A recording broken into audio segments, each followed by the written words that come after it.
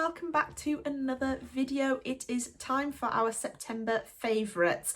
I am currently in a jumper because it's pretty cold here in the UK. We've suddenly gone from the hottest days of the year to suddenly the most freezing, and with the energy prices rising I refuse to put the heating on basically, so I'm going to be in jumpers probably for the foreseeable videos.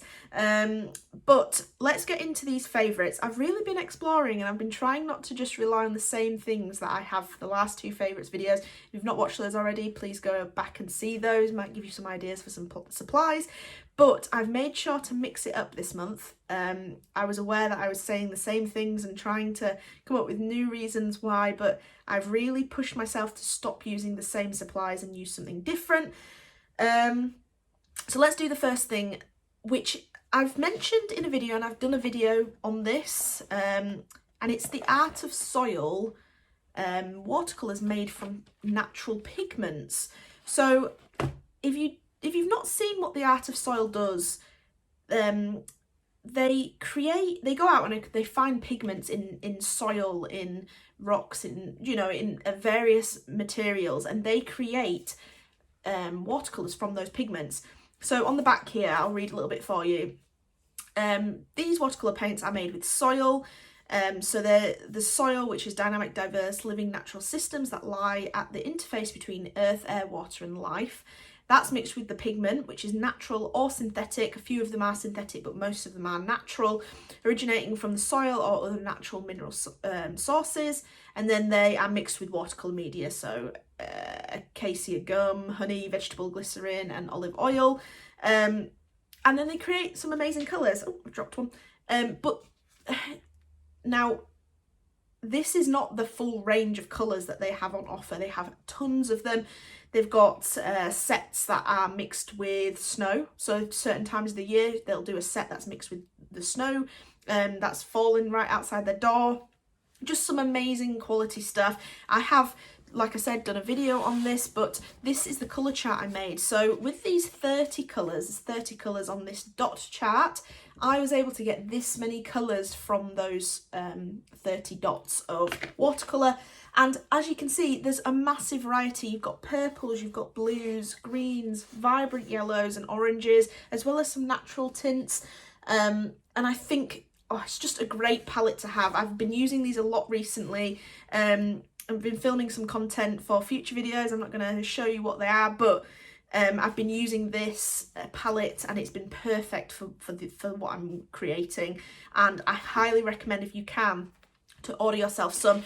They do little dot cards of 6, I believe, colours, which you can just purchase for a really decent amount of money, and you can try them out before you invest in maybe the 30 colours or whatnot. They do also sell wooden palettes with these watercolours in, which are stunning, but obviously a little bit more pricey, so maybe try them out before you invest if that's what you were wanting to do. But yes, it's just such beautiful pigments, not grainy at all, just really lovely. So I think it's going to be something that I'm going to want to use every month, but we're going to try and explore new things every month. But highly recommend Art of Soil watercolours. They're on Instagram as at the Art of Soil, I believe, and also they've got their own website, so please go and check those out. I'll link it in the description below. But that's my first September favourite right there. So what would link to that is this Box Paintbrush. I can't remember which box we received this in, but a few months ago, I believe. Now it's a specific Box paintbrush that they got branded and everything with Box, so I actually don't know who's manufactured this, but specifically the actual nib there, if that would like to focus, this fine point but this lovely curve has really come in handy with a lot of things I've been painting. You can get into some fine detail with it, but also it's just really worked out well. I've really enjoyed using this. So just to pair with the Art of Soil, like I said, I can't really say where it's from. So if anyone has any ideas as to where Box had this manufactured, maybe it'll be in the booklet, but I'll have to dig that out and have a look. But highly recommend that shaped brush. It is beautiful to use, really good for fine detail, really good for filling up some space with watercolour. Just a really good all-rounder brush. So that's my second favourite. Now, I am very aware that I do go on about Scrollbox quite a lot, but it's the constant every month that gives me new supplies to try, whether I've used them before or not. And so they do influence things I'm trying for that month. And this month's, not September, but August Scrollbox, we received some oil pastels. Now, these are the Sennelier oil pastels. Now, if you've been following the channel for a while, I hate oil pastels with a passion. I think I hate chalk pastels more, but oil pastels are not my favourite. And I've never looked forward to getting them in a Scrollbox. And so when I opened it, I was very upset that we received these this month, well, last month, and until I used them. And now these are exceptional oil pastels, and I actually think they've changed my opinion. However, I did do a piece of artwork in my Etcher sketchbook, which I don't have to hand right now, and I used some oil pastels that I had already. I don't know why I had them when I hate them so much, but I think they were De La Roni oil pastels, not cheap ones, good quality ones, but they were just really hard, and I found them really difficult to blend, really difficult to lay down colour on top of each other. Just all in all, just not very nice supply to use. And then I went back to using these again, and the reason I love these is because they're softer. Now, I am aware that you can soften up your pastels, you know, make them a little bit softer in warmer climates, maybe not work in such a cold room. At the moment, the whole house is freezing, but these have remained soft, and they're so beautiful. They lay down thick. They blend really well, they lay on top of each other. I can put the white pastel on top of this dark blue and it will still be white, it won't overblend. And I think I'm just a little bit obsessed with these Sennelier oil pastels, and I probably will ask for a nice big set for Christmas maybe.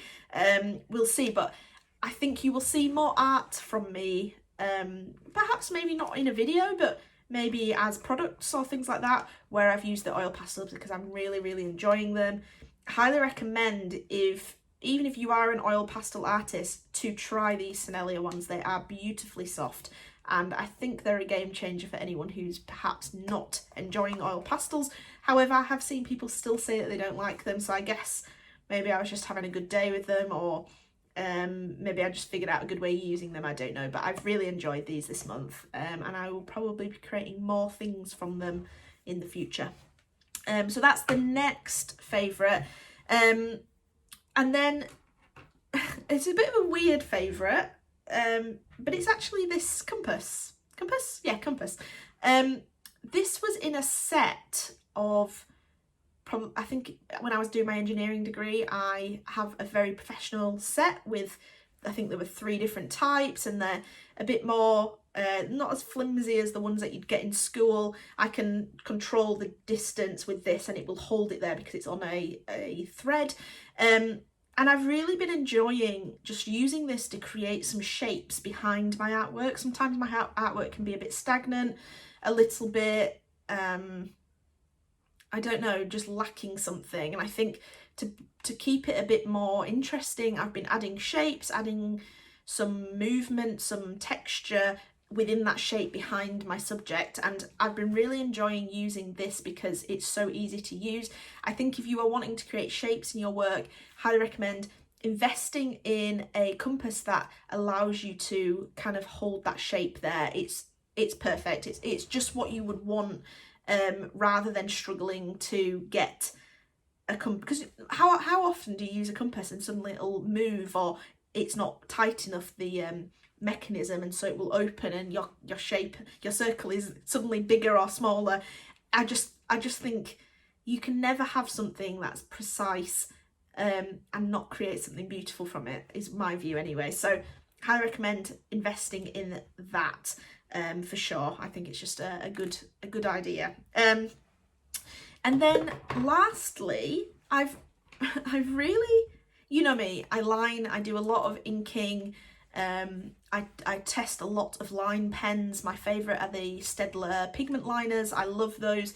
I've never really found anything that compares with those. I just feel like they last long, they're great nibs, they don't really soften or bend very easily, and they just have really good ink in them that's waterproof. You know, you can use it with Copics, etc.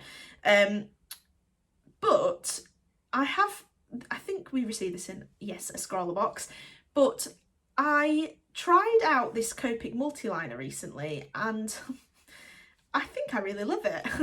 I can kind of see the hype behind the Copic Multiliners now. They are very, very nice to work on. I've used them on handmade textured paper, watercolour paper, smooth paper, and they've never really let me down. I've been creating a lot of things with them, and just really enjoying it. So I thought it deserved a mention. Yeah, I just thought it deserved a mention. I think they're very nice pens and very good for finishing off a piece of artwork. But I think that's it for my, what month are we in? September. I think that's it for my September favourites. I thought, instead of me just chatting to the camera the whole time with a bit of B-roll here and there, let's do a little bit of artwork. So let's use all these supplies together maybe. Do a bit of a challenge. So let's go with that.